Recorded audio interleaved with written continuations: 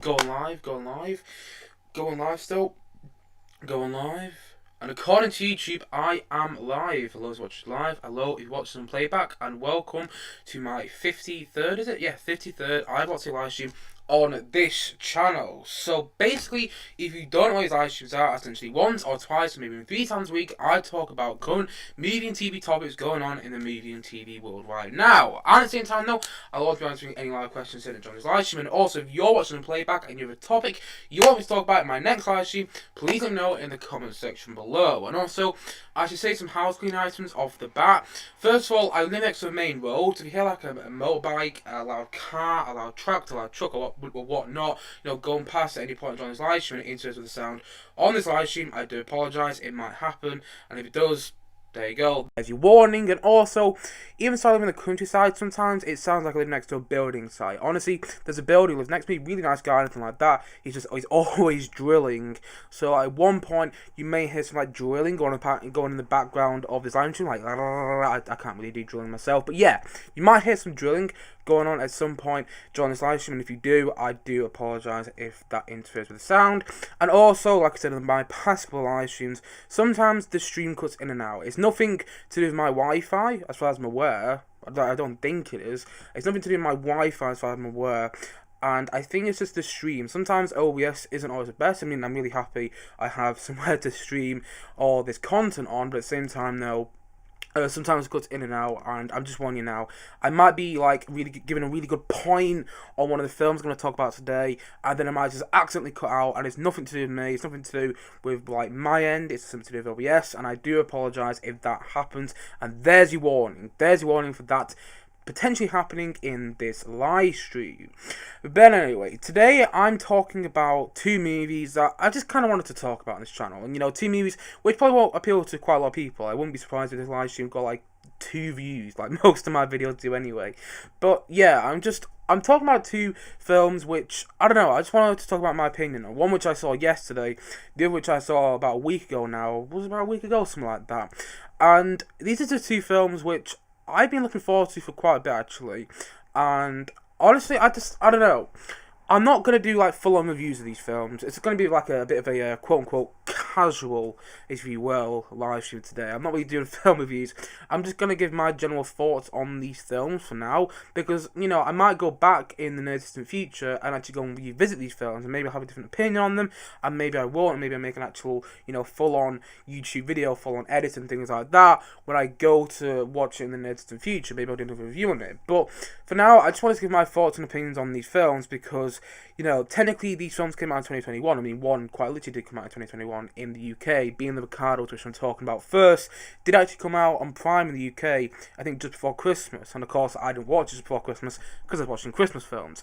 And I'm pretty sure Licorice Pizza came out in the US, I think, again just before Christmas. And those people in the UK who got to see Licorice Pizza before Christmas, it just didn't get its big theatrical release around the UK until the 7th of January. Not until the 7th of January, actually. 7th of January today. No, until New Year's Day. And I didn't want to go and see it New Year's Day because I was busy and I wasn't also feeling that great, and I didn't really want to see it any of the other days this week because, again, I wasn't feeling so great. And I'm still not feeling 100% now, but I'm feeling a lot better than I did early on this week. So yesterday I went to go and see Licorice Pizza at the cinema, and I was really happy that I did, by the way. I was really happy that I went to go and see it at the cinema because if you're in the UK right now, by the way, you don't really know where things are going, where the cinemas might close again. So I'm just happy that I got to go to the cinema. Honestly, I would have been just as happy to see being the Ricardos at the cinema. Even so, well, I'm not going to go into my opinion on that film just yet, but I would have been just as happy to go and see a rubbish film at the cinema. That's what I'm saying, because I liked going to the cinema yesterday because I'm not sure how often I'm going to be able to do it going forward into 2022. And I should say, by the way, if you didn't watch my last live stream, why not go and check it out? But if you didn't, Happy New Year. Happy New Year, it's 2022. It still feels weird to say, It still does, and I haven't even done my favourite films of 2021 yet, so that's going to happen next week, because I've seen Licorice Pizza, and technically, Licorice Pizza came out in 2021, so I'm counting that. And yes, I'm going to do my big top 10 films of the year next week, so look forward to that coming next week. I'm always going to do my Spider-Man rankings. I was planning to do that before Christmas. I even had the whole live stream, planned out, and I had written down like a big plan, and had all the stuff working, and the stream health wasn't working, though. It was going up and down, so my big Spider-Man rankings coming sometime next week. And also I'm going to talk about my top 5 most anticipated films coming in 2022. I don't like talking about anticipated films so much, to be honest. I have 5 which I'm really looking forward to, which I'm going to talk about on the live stream, hence why I'm doing a live stream about it. But I always think that, the best movie 2020, whatever year, the best movie whatever year you're going to go into, is a movie you don't know about. I love a movie that surprises me. I love a movie that I go into, I don't think it's going to be that good, and then I end up absolutely adoring it. And actually, that's one of the movies I'm talking about today. One of those movies that I kind of had that, sort of experience with. And so, even so I'm looking forward to, these 5 big movies quite a lot, I'm also looking forward to the movie I don't know about yet. And so I'll also be talking about that in a live stream sometime next week, hopefully. But without further ado, I'm not talking about that today. I'm just talking casually, I feel weird saying that, but casually, I'm just talking about 2 films which I saw recently. And let's talk about the first film that I saw about a week ago now, and that is Being the Ricardos. So if you don't know, Being the Ricardos is from Aaron Sorkin. Aaron Sorkin, who, wrote The West Wing, which is one of the most famous TV shows of all time. He also wrote Newsroom, which I thought was really good. I really liked the Newsroom TV show. He also wrote such famous films as, what's it called? A Few Good Men, with Tom Cruise and Jack Nicholson. He's like, You Can't Handle the Truth. Great film. Also, he wrote, there's another one which I'm missing. What is it? The American President, actually. The American President with Michael Douglas. Started to watch that film. I need to go back to it. I didn't think it was bad. I just started to watch it. And then, for some reason, I stopped watching it and I never went back to it. So maybe I have to go back and watch The American President again with Michael Douglas. Anyway, yes. He also wrote such other famous films as The Social Network, which is all about, the creation of Facebook. I love that film. That's my favourite David Fincher film. He also wrote Steve Jobs, Danny Boyle film with Michael Fassbender, who plays Steve Jobs, which I like, but I wish I liked more. He also wrote Molly's Game. That was actually the first time he wrote and directed, because even so Aaron Sorkin has been around for a while now, he's only really been a writer until about, 2016 when he did Molly's Game, and I think Molly's Game's a good film, but I also think the direction lets it down. I'd much prefer David Fincher to direct Molly's Game. I would much prefer him to direct Molly's Game. And then, later on, he did The Trial of Chicago 7. I really liked The Trial of Chicago 7. That came out in 2020. I almost said last year. I almost said it came out last year. Actually, no. Last year was 2021 now. But yes, The Trial of Chicago 7 came out, almost said it. The Trial of Chicago 7 came out in 2020. And I really liked that film. I think I like it more than most people. A lot of people have problems with The Trial of Chicago 7. And understandably so. I'm not saying it's, an amazing film. But given what else came out in 2020, it's my favourite film of 2020. I really liked it. And so here is his new film. And it's being produced by Mr. Studios. Not that it matters whatsoever. I'm just saying it is. And also, it's got a great cast in there. Nicole Kidman, Javier Bardem, J.K. Simmons, Tony Hale. Great cast for loads of famous people. And honestly, I am surprised by how much I don't like this film. I really am. Now, I should point out, I don't really know the story. And I still don't really know the story, actually, after watching the film. I still don't fully know the story. But the thing is, though, my problem with the film is simply that, I don't know, I didn't get along with it whatsoever. And I just found it tedious to watch. And not interesting whatsoever, and very stagey. And that's very surprising from Aaron Sorkin. Like, he's made some films in the past which are very stagey. Like, you'd almost put them on a stage and there would be a stage play. Honestly, he's made so many films like that. I mean, A Few Good Men is one of those films you could put on a stage and it becomes a stage play, but it still works well as a film because of Rob Reiner's direction. Rob Reiner was a good directed that film, and so he made that a lot better. And also Jack Nicholson and Tom Cruise in that film, which they're both fantastic in that film. But the thing is, though, he's made some stagey films in the past, but they haven't felt as stagey as this one has.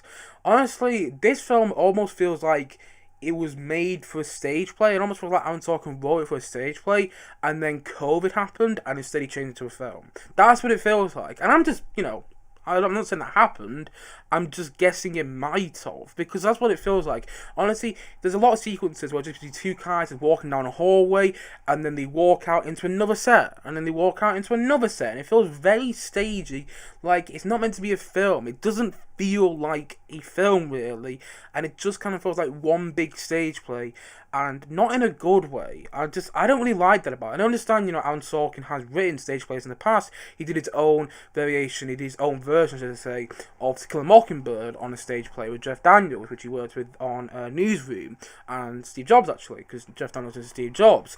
And, he's done stage plays in the past and been really successful. But the thing is, though, there's a difference between doing a play and doing a film, and you've got to understand that difference. And I don't think Aaron Sorkin really does in this film, and that's why it kind of didn't work for me. It just all felt stagey, and like we're going to go from this set to this set, and this is the moment where the character's going to go like this, and this is the moment where Lucio Ball, played by Nicole Kidman, is going to have a conversation with somebody about how much the show means to it, because it's all revolved around the show, I Love Lucy, which I think was around in the 50s. Again, I'm not entirely sure, and I've seen the film, and I'm still not entirely sure. So you get all that in the film, and it just feels very staged and doesn't really work. And also, this film is further proof, like Molly's Game, that Aaron Sorkin is not as good as a director as he is as a writer. Pardon me there. Like, one of my big issues with Molly's Game, even so I still like Molly's Game, I still think it has a really interesting story. I think Jessica Chastain and Idris Elba are great in that film. I think it's got an incredible opening. Honestly, the opening of Molly's Game is pretty incredible filmmaking wise. Even so, Molly's Game has got a lot of merit. You watch Molly's Game and it also feels very stagey. It also feels like Aaron Sorkin, it feels like it's Aaron Sorkin's first time directing, and it is. I think I like Molly's Game, but it feels like a first time director doing a film. It doesn't feel like an experienced director going in there and going, okay, this is how I'm going to tell my story. And that's one of the reasons I absolutely love The Social Network. Because the thing is with The Social Network is directed by David Fincher. He's directed Fight Club, The Curious Case of Benjamin Button. He's also directed Gone Girl, Zodiac, all these films which are absolutely amazing in my opinion. There's 7. How can I forget 7? 7's incredible. So all these films are absolutely amazing. He comes to direct The Social Network, a film about the creation of Facebook, which I don't care anything about, and then I end up loving the film. Because somehow Aaron Sorkin's script, married up with David Fincher's direction, makes you interested in something like The Social Network. Whilst in this film, it's Aaron Sorkin's script, but it doesn't make you interested in I Love Lucy. I'm not interested in I Love Lucy, and I'm still not. I've seen the film, and I'm not interested in it, though. I don't care about their story. I don't even know what Javier Bardem's character's called. I only know what Nicole Kidman's character's called because I looked up the cast just before I started this live stream today. So you've got all this stuff going on in the film, and I don't know. It just feels very tedious because I didn't care about the story, and Aaron Sorkin has made me care about the story in the past with The Social Network. I love The Social Network. Honestly, it's such a well-written film because in the end, it's about the creation of Facebook. I do not care about Facebook one bit. I mean, I've got it, but I just don't care about it. I have it on my phone so I can keep in contact with some people I, don't see so often. And so I don't care about the creation of Facebook, but then I watched something like The Social Network, and I was like, okay, I'm interested now. You've made me interested somehow. Not sure how, but you've made me interested. I'm going to guess it's through the way Aaron Sorkin's script married up with David Fincher's direction in David Fincher's direction in that film. But in this film, Aaron Sorkin doesn't know how to direct his own script, and it's pretty obvious. And some people said the same about The Trial of Chicago 7. I actually think The Trial of Chicago 7 is a well-directed film. I don't think it's as well-directed. I thought, because there was a story when the Trial of Chicago 7 came out, there was a story that Steven Spielberg was actually meant to direct it. And actually, I would have liked to see that film. I would have liked to see The Trial of Chicago 7 directed by Steven Spielberg. I know it's never going to happen now, but I would have liked to see that film because I think Steven Spielberg is, one of the best filmmakers of all time. And also, there's a whole story about Aaron Sorkin with the script. Spielberg was going to direct it, and then he met with Spielberg, and then Spielberg said, actually, no, you direct it. And basically, I would have liked to seen that film, the Spielberg film, because it may have been better directed, but I don't think Trial of Chicago 7 is a badly directed film. In fact, I might have to go back and rewatch that now. I want to see if I feel the same about it as I did when I first watched it. I remember watching it the first time and thinking, whoa, this is really impactful and really liking this. But then, I watched the Ricardos and I watched Molly's Game as well since, and I don't know, the direction just feels sloppy to me. It just feels like a first-time director still getting to grips with his own script, and that's not a good thing. You don't want someone like Aaron Sorkin, getting a little hair back there, you don't want someone like Aaron Sorkin, coming in with such an amazing script, because he writes these amazing scripts and then not knowing how to direct them. I think there's a story about, David Fincher. Aaron Sorkin went up to David Fincher with the Molly's Game script, and then David Fincher said, "You direct Molly's Game." And again, I would have liked to see Molly's Game directed by David Fincher. I would have liked to see this directed by David Fincher. I think it would have been a better film. And no one compares to David Fincher there. But the thing is, though, David Fincher directed The Social Network, and that film is written by Aaron Sorkin, and it's so good. And I hate to say it, but Being the Ricardos is my least favourite Aaron Sorkin film to date, and that includes all the films he's written. That includes all the films he's written and directed, and it's rubbish in my opinion. Sorry, it's rubbish. And I was looking forward to it. I even talked about it on a live stream a couple of months ago, I think. Yeah, I did. I talked about it on a live stream a couple of months ago. I talked about my anticipation for this film. I thought the trailer looked great. I thought the trailer looked like a proper Aaron Sorkin-esque sort of drama. And even so, it is Sorkin-esque in some parts. I'm surprised by how much of it didn't feel like Aaron Sorkin at the same time. And it just kind of felt tedious, which you don't want with a film like this. It felt too long as well. It felt very stagey, and it felt really disappointing at the end. I sat there at the end of Being the Ricardos and I went, that was really disappointing. You expect better from Aaron Sorkin. Aaron Sorkin is an incredible film writer. He's an incredible, creative person in the film industry. And I'm still going to look forward to the next one he does, but I'm surprised by how much I don't like his film. I want to love it, I really do. I want to come out Being the Ricardos and go, that is now my new favourite Aaron Sorkin film, and that is now my new favourite film of 2021. But it's not. It's not. And I wish it was, but I'm surprised by how much I didn't like it. And so, all in all, if I'm going to give a general rating right now, I know I said I'm not doing reviews today, but I'm going to still give like a general rating for now. If I'm going to give a general rating, I'd give it a 3 out of 10. It's got some good parts about it. The cinematography's not bad. The performances are fine. I don't think they're Oscar-worthy, by the way. Like, if Nicole Kidman wins an Oscar for her role in this film, man alive, maybe maybe I need to reassess the way I judge films, because I thought she was good in it. I thought she was good, but she was not Oscar-worthy. And I thought, I think there's been much better performances in past Aaron Sorkin films. I thought Jessica Chastain was way better in Molly's Game than any of the cast in this film. I think Javier Bardem is fine as well. I actually think the standout performance isn't J.K. Simmons, although I do think J.K. Simmons is fine again in this film. I think the standout performance is from Tony Hale. I think he's really good in the film. But even that, the performances are fine. They're not Oscar-worthy, and if they do get any Oscar nominations, I won't be surprised, but I'd also be a bit like, really? Because, I don't know. I wouldn't be surprised if they did get Oscar nominations, because the Oscars love films about Hollywood, and in a way, this is a film about Hollywood. In a way, if you watch the film, you understand what I mean there. But still, that's kind of how I feel about it. It's meh.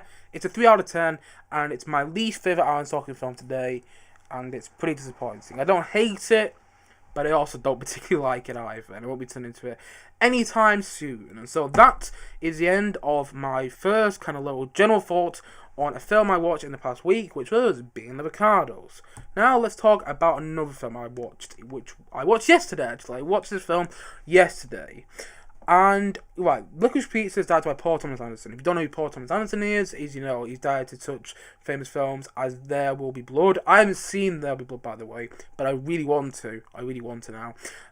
He's also directed such other famous films as Boogie Nights, Magnolia, and so on and so on and so on. And by the way, I watched Magnolia for the first time I watched Magnolia for the first time last year, and it's now one of my all-time favourite films. It's not actually my favourite film. That'll still probably be Empire Strikes Back, but it's now one of my all-time favourite films, Magnolia. I've seen it 3 times. I'm going to watch it a 4th, and then after watching it a 4th time, I'm going to make a video in the near distant future about how much I absolutely adore Magnolia.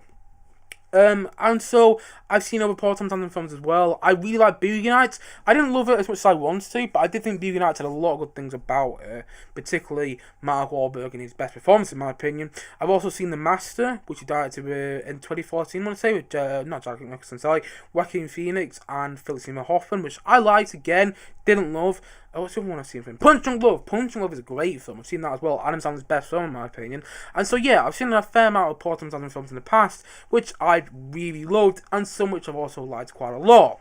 And so naturally I was quite excited for Licorice Pizza as well, and I saw the trailer, and I thought the trailer looked great. It felt like a really good, like, coming-of-age love story, and that's what it is in the end. It's a coming-of-age love story between those two characters, but a very unconventional one, by the way. It's not like, you know, they're best friends for a while, and then they end up getting together at the end. No, there's this whole thing throughout the film, and this isn't really giving anything away. I don't think there's a film which really has big spoilers, but nevertheless, this isn't really giving anything away. But this whole thing throughout the film where there's these two characters, and they kind of like each other, and they're kind of going out, but not really, but they kind of are, and it's a really clever idea the way it's written and things like that.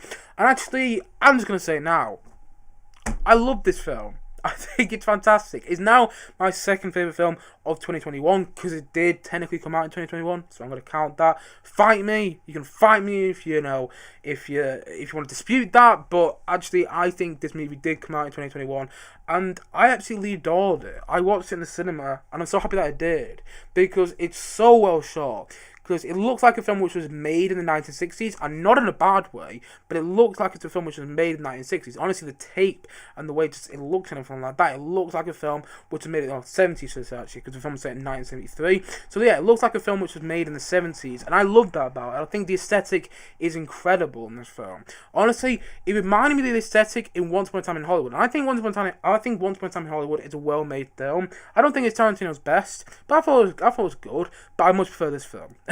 I much prefer this film because it doesn't have, as you know, it doesn't have itself revolving around any significant subject matter.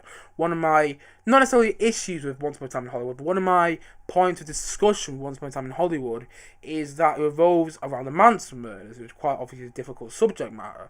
And that's where I kind of think the film suffers a bit, whilst this film is just taking place in the early 1970s. It's having fun with that. And that's what I really like about it. Honestly, it does not feel like a film watching it. When you're watching a film, you don't feel like you're watching a film, and you mean that in the best way possible. Honestly, I'm looking back on Licorice Pizza now, and I'm looking back as if it's like a dream, and that's why I love it so much. It's a Paul Thomas Anderson love story. It's a Paul Thomas Anderson dreamlike love story. That's what it is, and that's why I think it works so well.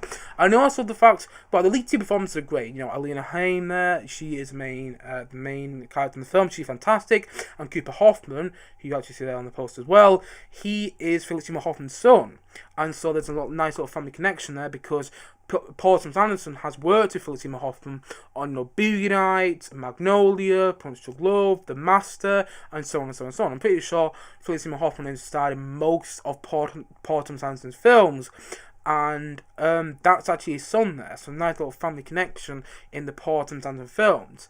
Anyway, yeah, basically those are the main two characters in the films, and I love the fact that they don't look too attractive, but at the same time, no, they look attractive enough. Like, you can understand the attraction, but at the same time, no, they don't look Bradley Cooper-esque. Pardon me there, you know, they don't look Bradley Cooper-esque, and I love that about the lead two characters. I'm not saying they look bad looking, by the way, I think they look great, but I'm just saying, I love the fact that they don't look Bradley Cooper-esque, which is a bit ironic, by the way, because Bradley Cooper's actually in this film, and he's great in there, by the way. Bradley Cooper is, you know, shooting up the scene in the best way possible at one stage. Honestly, he comes in, and he's in some of the most funniest sequences I've seen in the film for a long time. But yeah, you know, I just love the fact that they just look like normal people, because in the end, this film looks so realistic, and it feels so realistic, and, you know, the verisimilitude, if you will, the realism of this film is incredible. It really is. And even to the point that the main character, played by Alina Haim there, I might pronounce her name wrong, apologize, even to the point that her family in the film is the actress' real-life family. And I love little details like that in the film. I think it's so amazing. It's got a soundtrack which leaps off the screen in the best way possible. I think the cinematography is incredible. I think the aesthetic is so good. And I loved watching this film. I mean, I don't think it's quite got the momentum which something like Magnolia does, and I don't think it's, you know, Paul Thomas Anderson's best film, but what I do love about it is when you're watching it, it felt like an experience. It didn't feel like a film, and even so, it's a bit random in some places. Pardon me there. Even so, it's a bit random in some places, and you feel like the film's building up to something at one stage, and then it'll cut to something else, and there's moments which, I don't know, if you went into a bit more, maybe I would have liked it a bit better. I'm not really explaining myself well there, but if you watch it, you might get what I mean. All in all, I really liked it. In fact, I loved it because in the end, like I said before, it felt so realistic. It felt like I was watching these real life people on screen. It felt kind of like documentary-esque, and I mean that in the best way possible. Like, it doesn't feel like you're watching a documentary, but it almost feels like you're watching this little snippet of, history from the 1970s with these people. And even so, it's a bit absurd in some moments, and it's a bit silly and things like that. It really, really works. Because in the end, even so parts of the film are a bit like, oh, we're going from there to there now. That's what life's like. That's what life is like quite a lot. You do one thing, and then the next day you do another thing, and it's completely different. I'm not explaining myself particularly well there, but that's kind of how I felt the film overall. You watch and go, oh, I didn't expect the film to go that way, but in the end, that's still kind of the way life would go. And that's kind of why I like it so much. That's why I love Paul Thomas Anderson films so much, because they really do give a fantastic insight on life. Honestly, that sounds like a small thing on the surface, and that might sound boring to quite a lot of people, but for me, it's really exciting to see a filmmaker capture people's lives like that on screen, because other filmmakers have tried to do that so much.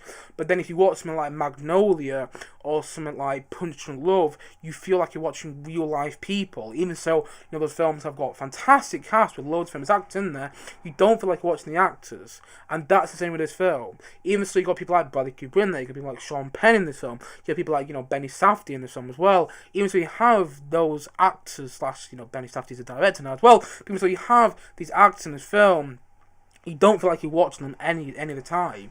When Sean Penn pops in there, you feel like you're watching the character he's playing. You feel like you're watching Bradley Cooper and the character he's playing. Honestly, Bradley Cooper is terrific in this film. He stole the show for me. He's so good. And then there's Benny Safdie as well. He pops up in there, Benny Safdie's character. You think he's just a normal character. You don't think there's anything about him. And then Paul Thomas Anderson, miraculously just slips it onto his feet and, completely subverts it and goes, actually, no, this isn't a normal character. There's a big twist with him. Not to continue away there, but there was something which happened with Benny Safdie's character, which gonna be really exciting in the cinema, and I really loved that. And also, I love the way he writes characters as well, because you think at one point they're quite, you think you've got your head around a character, and then they're going to do something you don't expect whatsoever at all. And that's why I love characters in Paul Thomas Anderson films, and that's why I love the characters in this film as well. I think it's fantastic. I think it's so good, and I think it's one of those films which, when I watch them more over time, I'm gonna love even more. Honestly, like I said before, it's like Once Upon a Time in Hollywood in terms of the aesthetic, in terms of the way it's shot, and in terms of really making it feel like it was a film which took place in that time, which, a film which was made in that time. But I prefer over Once Upon a Time in Hollywood because it just feels more free, and it just feels more fun, and it just feels like you're going along with these characters, and it doesn't feel like a film. Even so, like I said, I like Once Upon a Time in Hollywood. I'm not dissing that film. It feels like a film because it's very Tarantino-esque, and it's overly edited in that way and things like that. But in this film, it just feels like Paul Thomas Anderson has made, I don't know, a bit of like a dream-like love story, and that's why I love it so much. It's, like I said before, it's a Paul Thomas Anderson dream-like love story. It really is. I love it. I really did. I thought it was so good. I thought it was amazing. I love the fact that I got to see it in the cinema as well. I don't know what I would have done if I didn't get to see this in the cinema and I saw it for the first time on my TV. I would have been quite angry with myself. But nevertheless, I got to in the cinema and I absolutely adored it. And it's now my second favourite film of 2021, because technically it did come out in 2021, and so for that reason, I'm going to say that it's a 9 out of 10. Honestly, I absolutely love this film, and I can't recommend it enough.